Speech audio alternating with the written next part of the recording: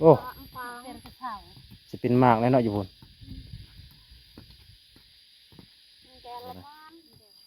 มาย่างกินนี่น้องว่าหมวกกับบุมี่แม่นบ่แม่นต้องได้ตากแดดมือแบบนี้เนาะก็น่าสงสารหลายพี่น้องว่าถ้ามีผู้ใหญ่ใจดีผู้ใดอยากช่วยเหลือน้องหรือว่าอยากซื้อหมวกให้น้องก็สามารถซื้อได้เนาะน้องสิเอาบ่เอากระแป้งได้ยินนี่แม่ว่ากระแป้งกับบุมี่สติ๊กกับบุมี่แม่นบ่แม่นเออพี่น้องเอ้ยน่าสง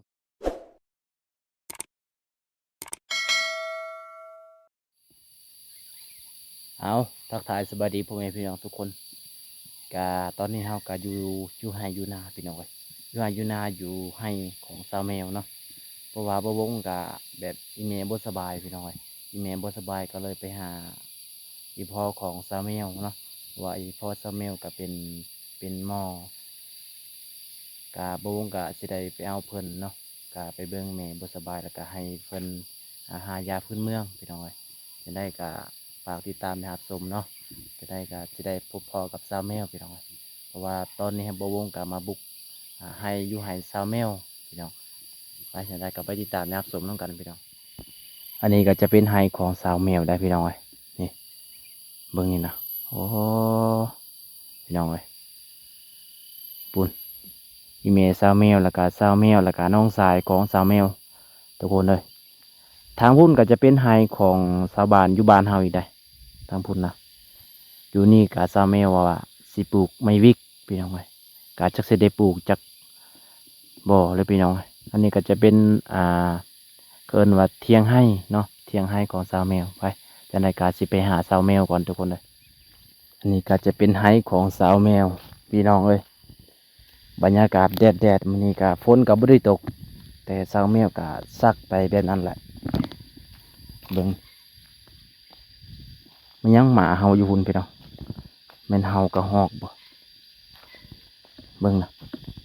คำว่าแม่นกระหอกก็คือซีเมนแล่นและยามนี้ก็เล่นออกแต่ว่ายามฝนตกนี่นะมันเล่นมักจะออกแต่คนเอ้ยเบิ่งสาวแมวก็สิซักหรือว่าอีพอของสาวแมวซักบ่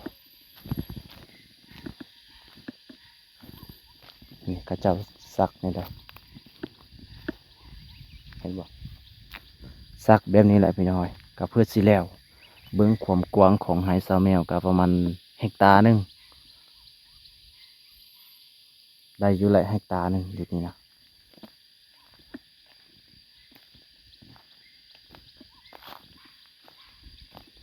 พูดสาวแมวก็ใส่สุดสีแดงเพราะว่าบริถ่ายโดนและน้องกับผู้ใดกับคาเวียกเวิร์ดก็เลยบริถ่ายหมวกจะไปใส่หมวกบูมีอืมเอาบ่FCจะให้เอ็ดบ่เอาFCเอ้ยผู้ใดใจดีก็ช่วยซื้อหมวกให้สาวแมวเนี่ยเพราะว่าสาวแมวก็บูมีหมวกบูมีเงินที่ซื้อเนาะเท่าไรหมวกเท่าไรฮะได้บ่50,000พี่น้องไว้สาวแมวบ่มีหมวกคันมีผู้บ่าวใจดีมาช่วยคือสิไหวเนาะสาวแมวเนาะมีผู้บ่าวแล้วบ่ตอนนี้นะมีแล้วคิดว่ามีนี่ก็คือแล้วเด้แบบนี้นะแบบนี้นะแล้วแต่ว่าแบบนี้นะยังบ่แล้วโอ้แดดกะแดดแต่ว่าสาวแมวบ่ได้มีหมวกทุกคนเลยกาผู้ใดใจดีก็ซื้อหมวกให้สาวแมวนี่เด้อมาซักให้กับอีเมล2 คน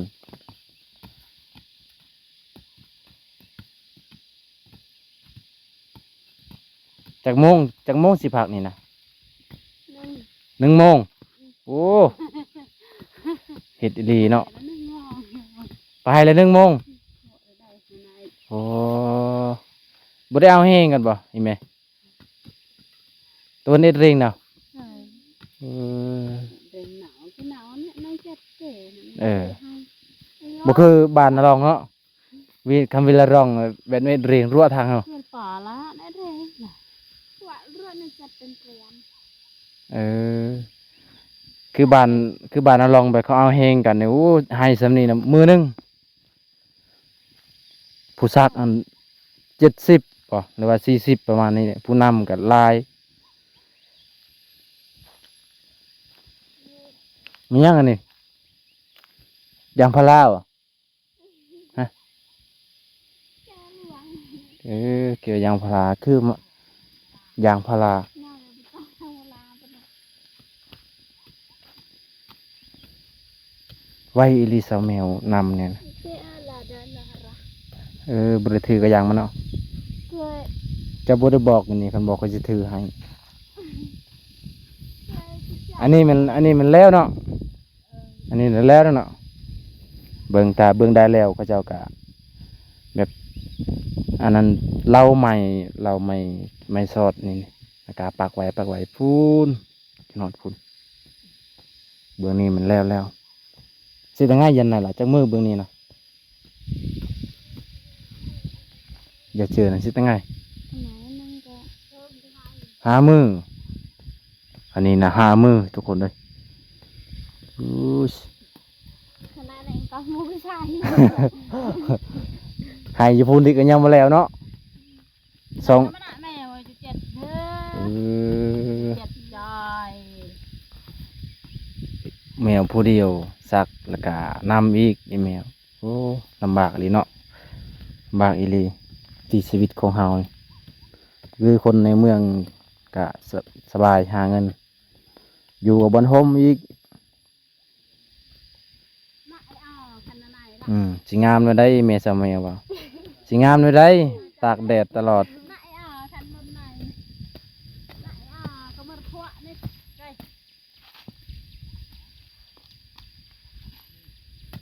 ตะหนะซาลเจ็ดนี่ติมาเจ็ดอาชีพ ฮะ นั่งระเบิดตาละ เดินยัง เดินเดี๋ยวมา เออ ได้เด้อจะมาโอ้โห ได้เมสาวแมวน้ำทาหน้าทากระแปรงกับบ่มี บ่แม่ โอ้ ผู้ว่ามาลินสาวแมวผู้ว่าบ่เว้าบอกว่าสาวแมวบ่ได้ทากระแปรง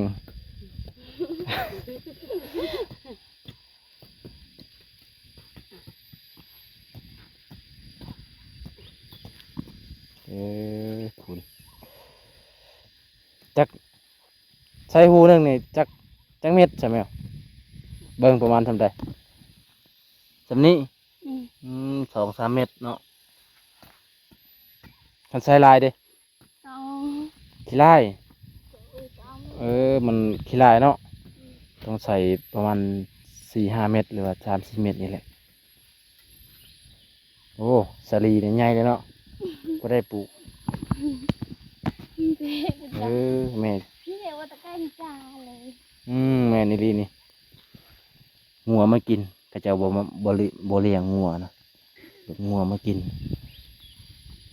อะไรกระดาษปรีเนี่ยเราได้ โอ้ ปลาเป็นกระเฉา สิเป็นมากแล้วเนาะอยู่พุ่น แกละมันแกละเนี่ยเป็นไร เนาะเป็นตายากเลยมักแตงก็เป็นแล้วอยู่พุ่นเพราะว่าอยู่พุ่นก็ปลูกไว้แต่ฝนตกมาแล้วก็ปลูกโลดหรือว่า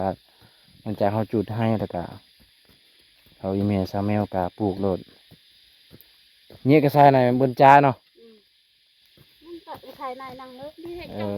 เรียกว่าตะแกงจานแต่โอ้ยมันจะเนี่ย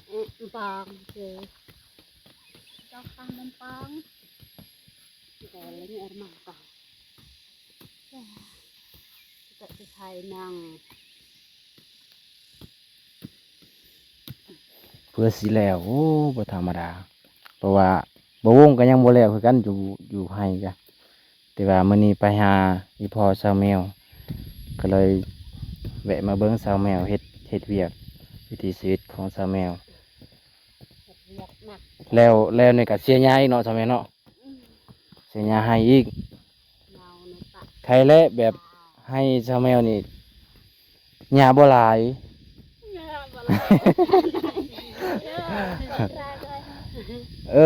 ให้นี่ใครๆแน่เบิ่งนี่ก็ ก็สิธรรมดาโอ้อย่าให้ในเยอะได้แบบอย่าปูนเนาะแต่อย่าปออย่าก่อยบัดนะ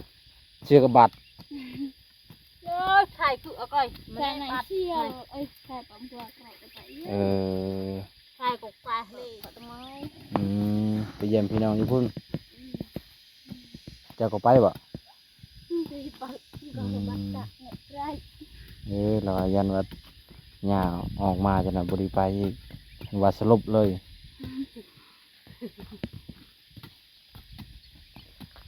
เลิกกะ1 โมงเนาะโอ้บ่ไหวได้ค่อยได้ เฮ็ดเวียก จะเตะตะไก่ เฮ็ดเวียกประมาณ12 โมงก็เลิกตาเรือเรียกแล้วเพื่อจะให้เบิ่มลืม แค่มากะป่าหนักไหนต้องกวางให้เจอ 2 คนสองคนอีแมวแล้วก็แม่สาวแมวเฮ็ดแล้วว่าบ่ไหวต้องได้เฮ็ดแบบใส่แห้งนักประมาณ1 โมงก็พักผ่อนเฮ็ดต่อจักโมง2 โมงพักบ่เช้าเลยเอาถ้าผู้ใดมักสาวแมวแม่นสามารถลมได้นะสาวแมวเนาะลมได้บ่เบาไทยลมได้เนาะเฟซน้องอะไร มาได้ลิน บริลินเฟซอ้าวโทรศัพท์น้องเลยจ้ะ โทรศัพท์บ้านมันเจาะเนาะ บริลิน บ้านอะไรเจาะเนาะ บ่มีบัตรอืม หนาอย่าง เออ บ้าน กับบลบทิมกับปะอยู่หันแล้ว เพื่อสตังค์ใหม่เจ้าสตังค์ใหม่จะหน่อยไพ่ตังค์ให้ผู้ได้ตังค์ให้ตังค์เอง ตั้งเดิม อืมคันเป็นกะตังค์เองเนาะตังค์ให้เขาตังค์แล้วเสียเงินบ่เสียเท่าไหร่มื้อเละตังค์ไปตังค์อยู่ไสตังค์อยู่เมืองบอกว่าไปตังค์อยู่เมืองปัจจุบันเฮาบ่มีไผตังค์ให้ใช่ปะ บ้านบ้านไก่ตั้งเอาเลย อืม ตา แม่นลมผู้บ่าวลายบ่ลบทิม ทุกวันอะไรharus kita อืมเอาเฮ็ดแก้วเอาลายๆเด้อเจ้าเด้อก็บ่ถ่าย nenek lan jejak dan berada sat tepen penting nilai ta chứ là hỏi vừa นี่พี่น้องเอ้ยวิถีชีวิตของชาวแมวกะทุกมือหลายๆมือแล้วนะจนว่าแล้วเนาะชาวแมวเนาะ คัน คันบ่แล้วกะเฮ็ดอยู่นี่แหละจนแล้ว nào bớt một cái tạ ตอนนี้กะเดือน6แล้วหอเดือน7กะชีวิตฤดูเลยสักให้ชีวิตฤดูแล้วก็เข้ากับสิบ่งามนี่คันว่ายามฤดูมันก็งาม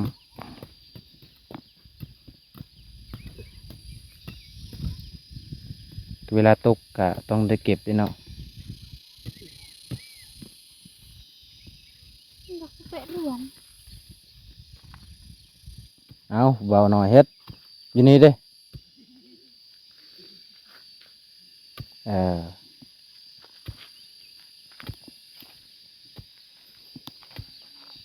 จากมือเลยจากให้นี่แก้วสิได้ง่ายเจ้อจากมือ vốn thứ hai 4 มือเบิ่งน้องชายสาวแมวเป็นได้ไหวก็ไหวพร้อมพี่น้องเอ้ยเอาเมียซะเด้อเจ้าเด้อ เอ๊ะบ่ลูกกล้วย lên ฮะ lên ยังบ่ใหญ่เนาะ อืม ใหญ่แล้วก็สิเอาเมียให้เมียมาช่วยเป็นยังไงจะมีผู้บ่าวแล้วแก้วมีผู้บ่าวแล้วเจ้ามีแล้วผู้บ่าว và บ่มี ừ. อืมอีพอจะไปใส่ อืม แบบนี้แหละทุกคนเลยเบิ้งกาซักแบบนี้ก่อนแล้วก็ผู้นำก็นำ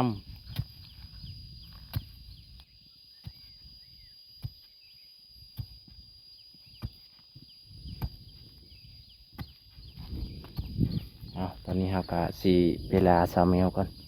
เพราะว่าเราก็สิได้กลับบ้านก่อนก็เจ้าก็ซักลายมือเติมได้พี่น้องเอ้ยนี่ก็เป็นแบบคุมๆแบบนี้แหละ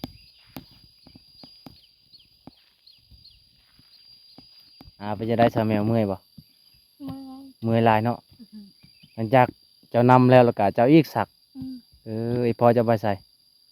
เป็นเลี้ยงควาย ไอพอจะไปเลี้ยงควาย อืม ส่วนเจ้ากับไอ้แม่ก็สักอยู่ไฮอยู่เนี่ยก็สักอยู่ไฮนี่แหละทุกคนเลยมาย่างกินนี่น้องว่าหมวกกับบุมี่แม่นบ่ แมน ต้องได้ตากแดดมือแบบนี้เนาะ อืม เพราะน่าสงสารหลายพี่น้องเลยก็มีผู้ใหญ่ใจดีผู้ใดอยากช่วยเหลือน้องหรือว่าอยากซื้อหมวกให้น้องก็สามารถซื้อได้เนาะน้องสิเอาบ่ เอา กระแป้งได้ยินนี่แม่ว่ากระแป้งกับบุมี่สติ๊กกับบุมี่แม่นบ่ แมน พี่น้องเอ้ยน่าสงสารหลายกะถ้าได้กระแปรงกับสติกมียังไงน้องทา บ่ได้ทาย บริทายังแต่ว่าน้องอยากได้เนาะ อืม กระแปรงสติกมียังไงมียังไงน้องทาแต่ดนนะ สติ๊ก สติก ขยอยหวา มี น มียังอีกหมดเท่านั้น อืม เนาะกะประมาณอยู่หมวกกะประมาณอยู่30-40 พันเนาะ อืม แล้วก็กระแปรงอีกประมาณอยู่100,000กะสิประมาณ100,000ปลายเนาะ ถ้ามีผู้ใหญ่ใจดีอยากสนับสนุนหรือว่าอยากให้น้องมีหมวกในเวลาเฮ็ดเวียกก็ช่วยสนับสนุนได้เนาะสมัยเนาะ อืม โดยตอนนี้ก็เฮาก็สิได้ลาก่อน เพราะว่าบ่อยากรบกวนน้องเฮ็ดเวียกนะตอนนี้ก็คือน้องบ่มีหมวกอีหลีเบิ่งนะพี่น้องเอ้ยก็เวลานำให้ก็แบบนี้แหละเอาสิได้เมื่อก็เด้อสมัยเด้อ โดย โอ้บ๊ายบายสิได้เมื่อก่อนเอาตอนนี้พี่น้องเอ้ยหลังจากเฮาไปหาสาวแม่แล้วเนาะก็คือไปหาอีพ่อสาวแม่แต่ว่าเฮาก็บังเอิญมาเจอสาวแม่กะแวะทักทายหน้อยหนึงพี่น้องเอ้ยเพราะว่าโดนบ่ได้ถ่ายก็เว้ารวมแล้วก็บ่ได้ไปถ่ายน้องเลยซะเฮากะข้าวเวียกสวนเฮาพี่น้องคนหลายไปกะไปแถวเขตบ้านบาวบุญตาเนาะบ่วงกะบ่ได้สู่เลาะแถวบ้านตัวเองเอาจังได้กะคลิปนี้กะสิได้ บุกพอซ้ำนี้ก่อนพี่น้องเลยคลิปหน้ากามาพอกันใหม่เนาะกาขอขอบใจเด้อผู้ใดที่ว่าเขามาหรือว่ารับชมคลิปจนจบพี่น้องกาขอให้อยู่ดีมีแห่งทุกคนกาฝากไปกดติดตามกดเสียให้ในเด้อพี่น้องเลยบ๊ายบาย